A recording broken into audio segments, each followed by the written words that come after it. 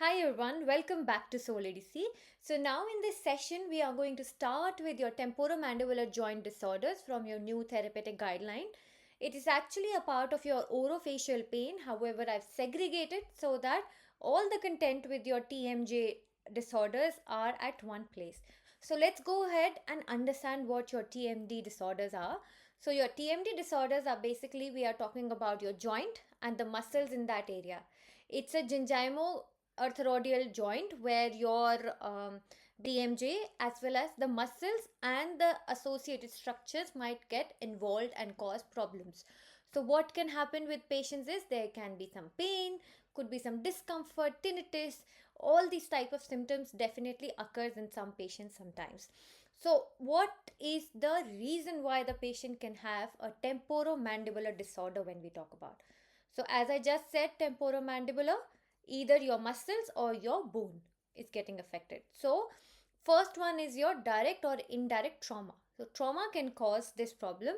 Direct will be just direct hit on that area that can lead to your TMD disorder, or it could be your indirect injury. For example, a patient went and had an accident, a car accident. So a whiplash injury can cause that to happen as well. That's your trauma that I'm talking about. So this type of trauma, this one is your whiplash injury, which we say as your acceleration and deceleration injury. What happens in that is when your head moves forward and back from your neck, as well as your TMJ starts getting involved because of that. Okay, so it is indirectly associated from your head and neck, and then it starts from to your TMJ area. Okay, now let's talk about your systemic diseases. Now, when I talk about systemic diseases, these are the diseases which causes problem in the joint area. And what could be those diseases? Either it could be your rheumatoid arthritis, your juvenile idiopathic arthritis, your psoriatic arthritis, your systemic lupus erythematosus, osteoarthritis, or any malignancy from any other part of your body. Now, when I'm talking about your arthritis word, that means there is some inflammation and changes happening in your joint area. So rheumatoid is an autoimmune condition. Juvenile idiopathic will be an unknown cause of arthritis happening in children. Your psoriatic arthritis is also where your immunity plays up and causes problems. Same is with your lupus erythematosus. When we're talking about systemic, it is basically an autoimmune condition. Your osteoarthritis is a condition where your joint, basically everything is crammed up, there is less space, and because of that wear and tear happens. So these are all chronic conditions that can lead to this problem. Now, when I talk about your parafunctional activities, I am talking about your bruxism, your grinding, clenching that can happen in a person.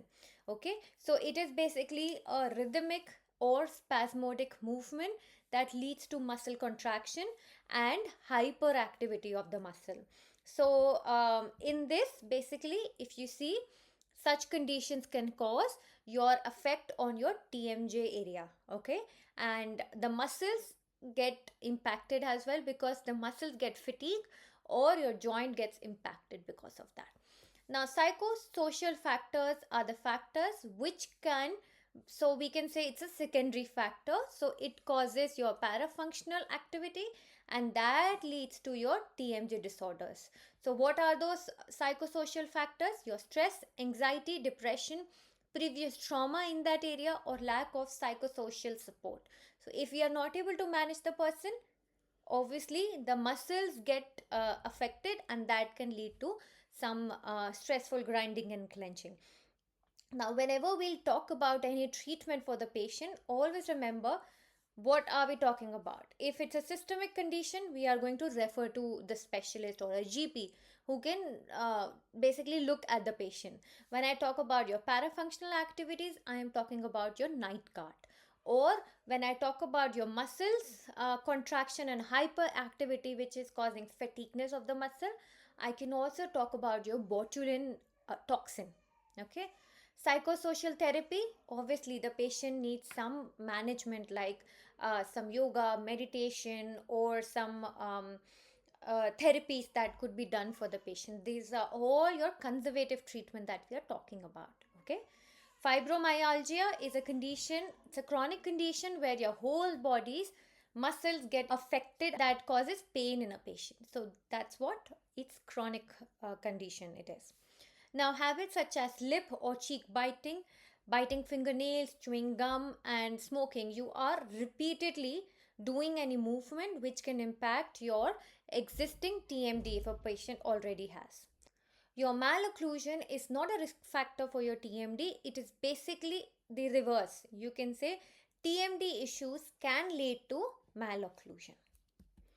So now let's go on to the signs and symptoms that we see in a patient.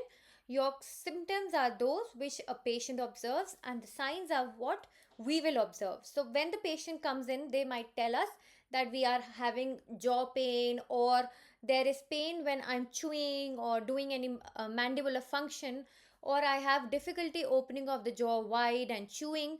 That could be seen. Pain in and around the ears might be seen, masticatory muscles getting involved. Patient might have headaches which is lasting for at least 30 days. That's how we'll come to know. They have neck pain, joint sounds are heard like clicking, popping, crepitus. These are all the common symptoms of TMD. Whereas when I talk about your uncommon symptoms, I am talking about reduced hearing, tinnitus, feeling of change in the occlusion, that is bite, toothache, tooth sensitivity, tooth mobility, altered sensation on the face, that is paresthesia, or feeling of swelling happening in that area. These are uncommon symptoms, but they are not that they can't happen. They can definitely happen in a patient. Now, what are the signs that we will observe when the patient is here is we might hear some sounds like clicking, clunking, crepitus because of the movement of your mandible in that area. Okay. The other could be there could be tenderness in that area because of the muscles. So if also in cases we can ask the patient that when you get up in the morning, do you have pain in your muscles here on your face? If they say yes, it's basically hyperactivity of their muscles. So muscles are causing that. So there will be tenderness as well in the TMJ and masticatory muscle during the jaw movement. There could be also deviation of the jaw. It could be left, right, it could be on the affected side, or it could be opposite to the affected side. There are different reasons, different situation where this can happen. Now, when I talk about the treatment, the first thing we need to know is what are the goals for the treatment. So, we need to manage the patient's symptoms rather than achieve a cure. We can't get a cure for the patient, but we can control and improve the life of the person. Okay. Second is reduce pain and adverse loading. So, for pain, what are you going to do? You might identify what is the main factor which has led to it, your predisposing factor. So you work on improving that predisposing factor, one thing. Second thing, what you're going to do is you're going to provide additional methods, like you might give pain meds, you might ask the patient to put something hot or cold in that area. That will help in relieving it. Or you might also recommend a mouth guard or a splint, I will say, a night guard, I will say, that can be given to the patient. Okay.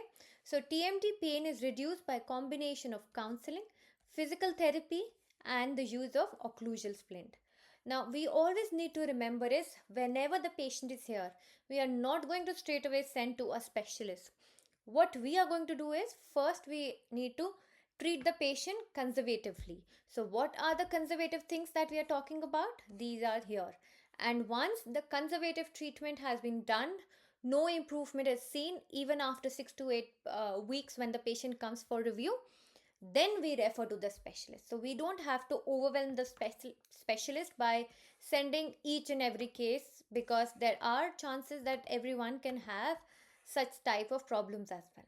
So conservative management, if we talk about, first is educate the patient and we reassure the patient that everything is going to be all right. And healthcare providers offer clear explanation. We will provide explanation, manage what the patient's expectations are, reassure, and we need to reduce their anxiety and need to tell about each and everything to the patient properly. Now, the second thing is jaw rest.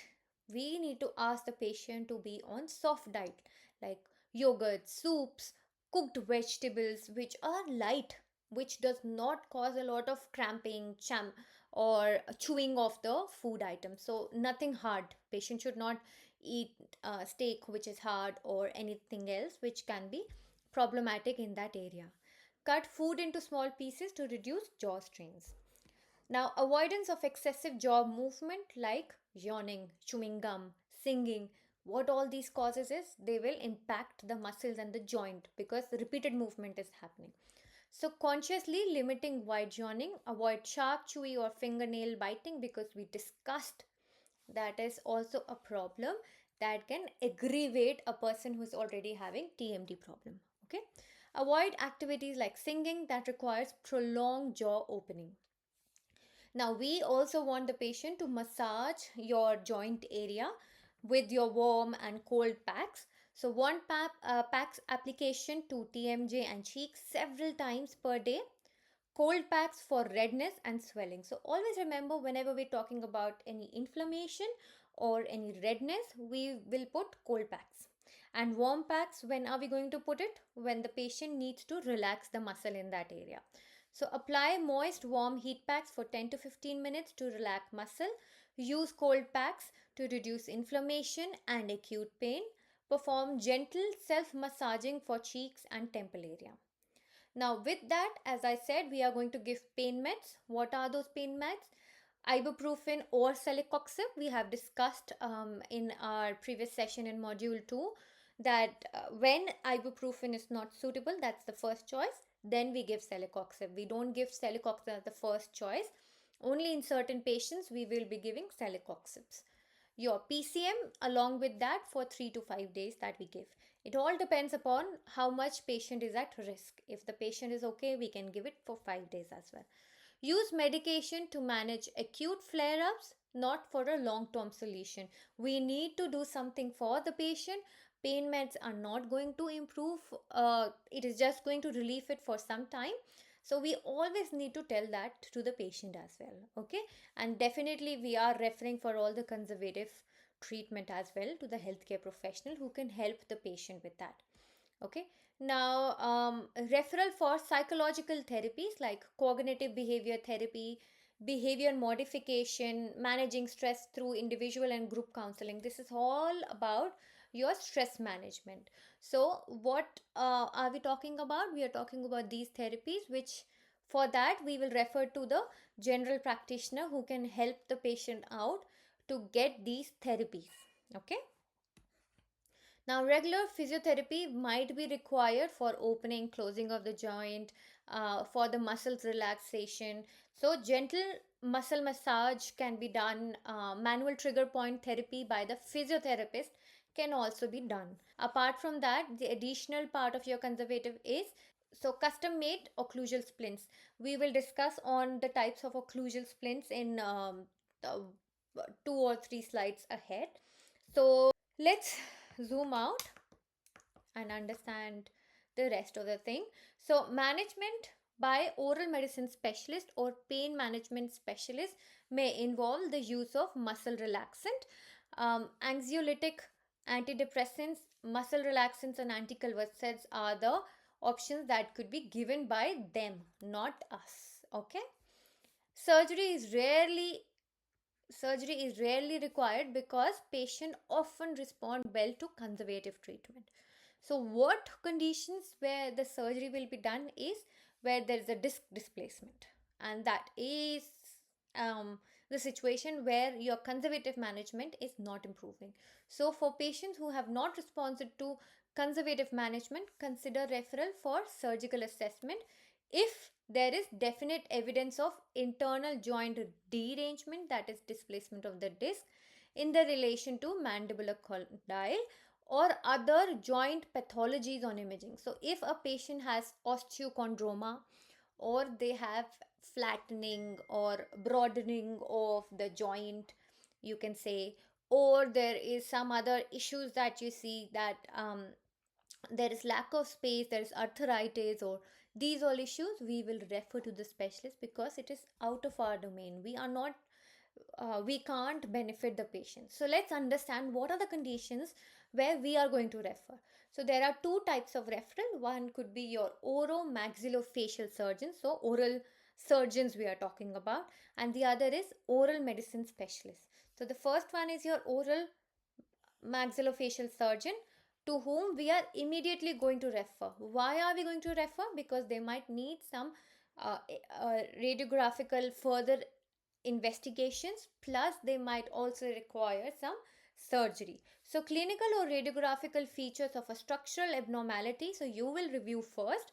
You are going to see if there are some changes seen in your radiograph. That will be preauricular swelling, severe trismus, including acute closed lock. We have the closed lock means where the TMJ has been closed in one position, patient's mouth was closed, the disc has moved forward, and that has locked the jaw in the position. So if this is your fossa, that's your condyle of your TMJ, your disc has gone here, which should actually be on the top of your condyle, that has gone ahead and that has locked the joint in this position.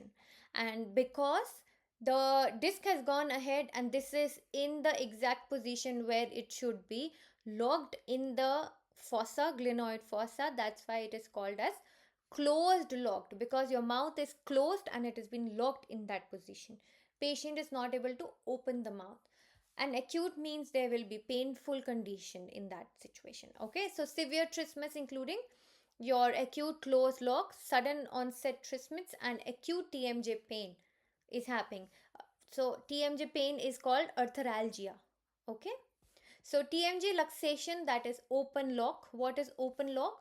Where your condyle moves ahead here, instead of condyle sitting at the back, it will be ahead of your disc, and that causes the mouth to remain open.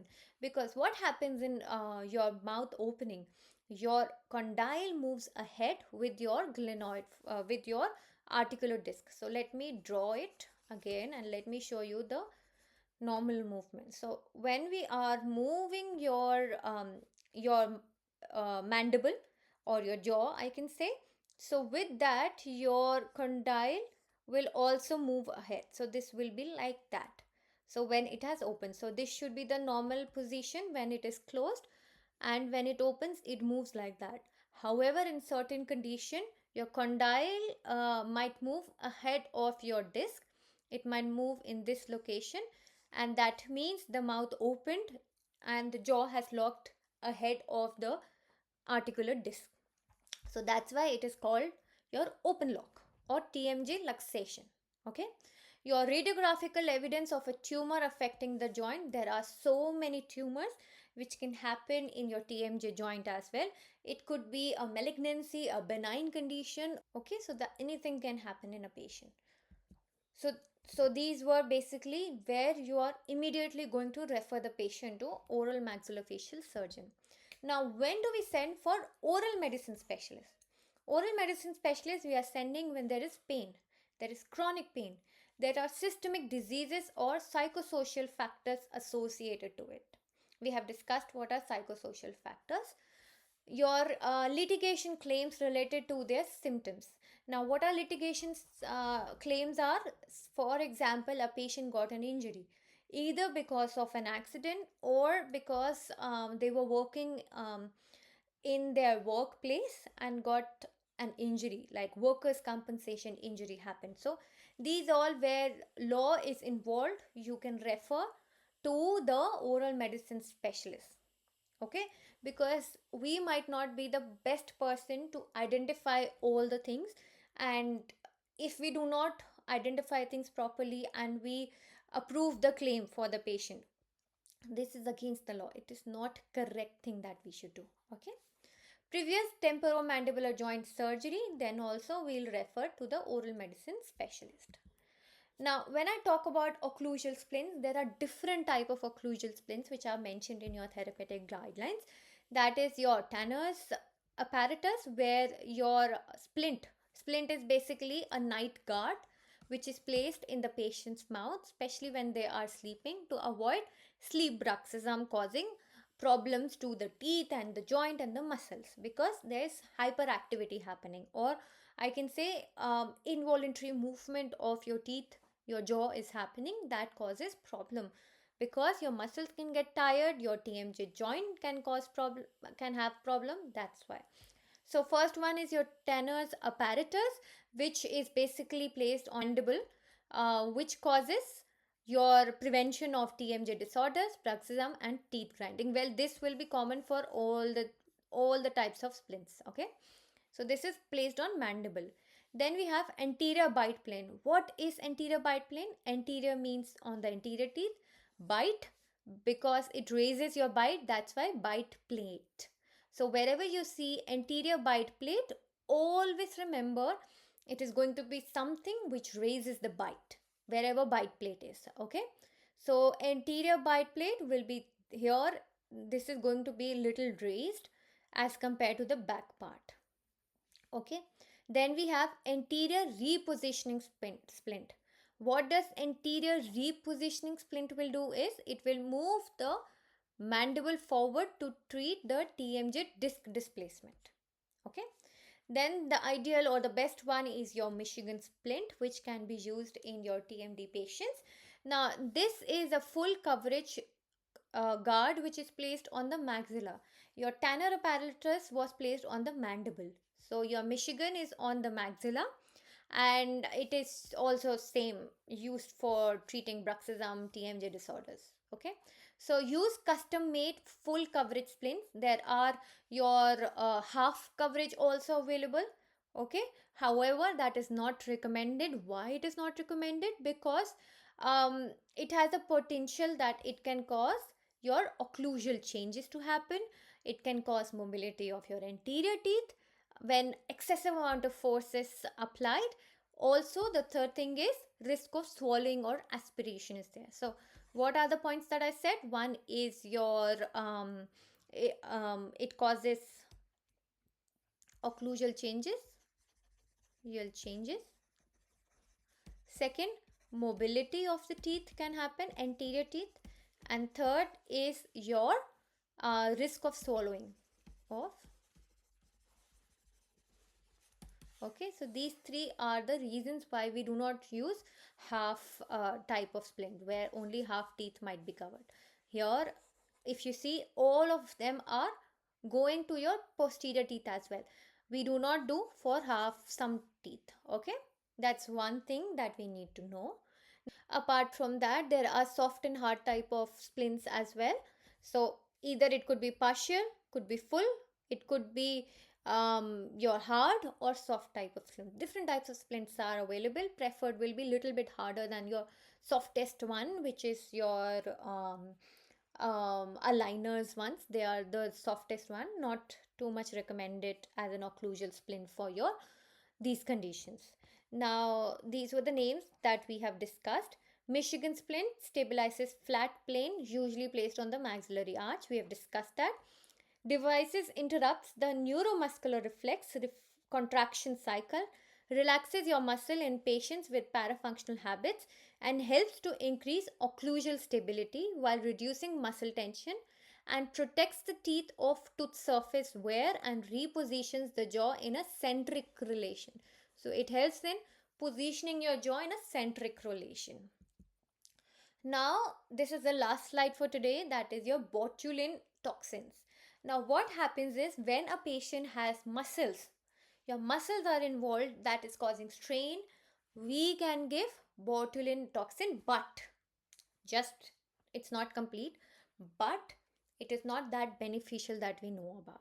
So for your masseter hypertrophy, okay, but for your myalgia, that is muscle pain, maybe not. Maybe we don't know about it. It is the study says it's equivocal. We don't know the exact benefit of that. For your joint, may not be that much effective. Little bit might be effective. So let's read about it and understand what your botulinum toxins are. So botulinum toxin is not a cure for TMD. It is given, but it is not a cure. It is prescribed off-label, as in we do not prescribe and give it like that. And this is specifically given by specific people who have got training for botulinum toxins. For myogenous TMD, I'm talking about your extra articular TMD, or I'm talking about your where your muscles have been involved, your muscles are a problem. So, is a conservative measure has been ined. So, if your conservative measures are inadequate, then that could be done. However, little support for the effect in arthrogenous TMD is lacking, or we do not know about that. So, arthrogenous means your bones or your joint we are talking about. Okay. Botulinum toxin reduces masseter hypertrophy, as I said, but unknown to reduce myalgia, that is muscle pain. Specific training required. Local complication, what can happen is, please remember this part. Local complication can be, there can be stinging during the injection, bruising at the site of injection, excessive muscle weakness can be felt. Rarely inadvertent injection of botulinum toxins into non-target tissues causes adverse effect. There is rare chances, but that can happen, and it can alter the smile and cause dry mouth as well. We are talking about your systemic effect, it can cause influenza-like syndromes and hypersensitivity reaction. Okay, that's all for